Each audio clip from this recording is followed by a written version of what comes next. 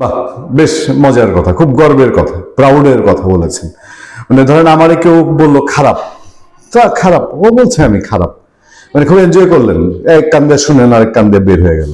এটা আপনার মান বাড়লো, এরকম বলে না মাঝে মধ্যে যে কিছু খারাপই দরকার আছে, মানে একটু হ্যাডম না দেখাইলে হয় না, এরকম হ্যাডম দেখানোর একটা চেষ্টা করেছেন বাংলাদেশের অন্তর্বর্তীকালীন প্রধান উপদেষ্টা ডক্টর মোহাম্মদ ইউনূসের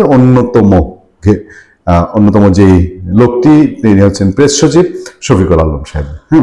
মানে বলে না যে বাইরে দিয়ে দুনিয়ার যে যাই বলুক না বলুক, নিজের কানে না শুনলে কিসের মান সম্মানের বিষয়, সম্মান থাকলেই কি আর না থাকলে, মানে যার সম্মান নাই সে যদি ঝাইরা ফেলে। এর আগে একটা আলোচনায় বলতেছিলাম না আপনাদেরকে যে বাংলাদেশের এই অন্তর্বর্তীকালীন সরকার তারা কারো কোনো কথা শুনবে না। যে ভোটে তারা ন্যাংটা হয়ে ক্যাম্পিং এ নামছে, এটা যে সবাই সমালোচনা করতেছে, সারা বিশ্বেও যে এটা একটা সমালোচনার কাণ্ড ঘটবে, এটা তাদের কিচ্ছু যায় আসে না।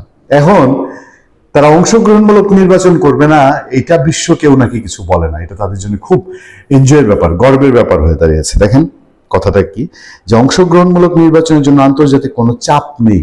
কি আরাম! হ্যাঁ, প্রেস সচিব, অংশগ্রহণমূলক নির্বাচনের জন্য সরকারের উপর আন্তর্জাতিক কোনো চাপ নেই। হ্যাঁ, কেউ এসে আওয়ামী লীগকে নির্বাচনে নেওয়ার কথা বলছে না, কারণ আওয়ামী লীগ গুম, খুন ও ভয়ঙ্কর দমন নীতির মাধ্যমে দেশে একটি সন্ত্রাসী শাসন ব্যবস্থা কায়েম করেছিল, যা পুরো বিশ্বই জানে বলে মন্তব্য করেছেন প্রধান উপদেষ্টার প্রেস সচিব মোহাম্মদ শফিকুল আলম। একদম বেশি দিন আগের কথা নয় ভাই, এই তো 24 সাল গেল, 24-এর নির্বাচনের আগে আওয়ামী লীগের ওবায়দুল কাদের, হাসান মাহমুদ, ইভেন আওয়ামী লীগ সভানেত্রী শেখ হাসিনা, আওয়ামী লীগ তৎকালীন প্রধানমন্ত্রী, এরা যেই কথাগুলো বলতো, এই কথাগুলো আমার ধারণা উনি এই শফিকুল আলম সাহেব তিনি কপি করে বের করছে।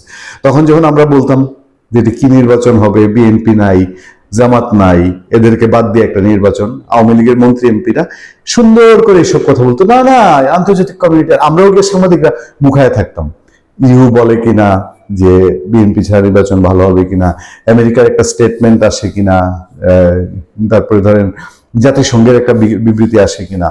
তো ওরা সব তখন চুপ মেরে থাকতো। বরঞ্চ আপনার মনে আছে আমেরিকার ডোনাল্ড ট্রাম্প সহ সব 24 ইলেকশনের পরে এসে বলছে সরকারের সাথে আমার কাজ করতে কোনো আপত্তি নেই।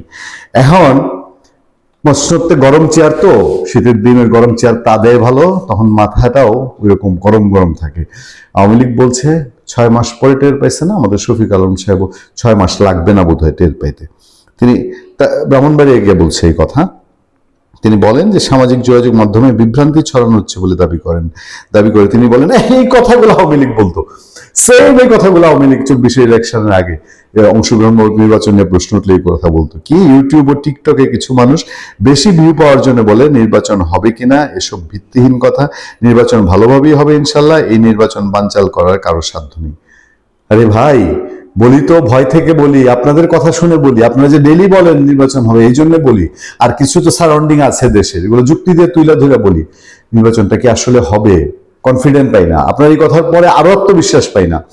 আর এই যে বলতেছে যে কি ভালোভাবেই নির্বাচন হবে, এই নির্বাচন যে ভালোভাবে হবে না, এইটি বুঝার জ্ঞান ওনারা হারায় থাকলেও আমরা এখনো হারাইনি।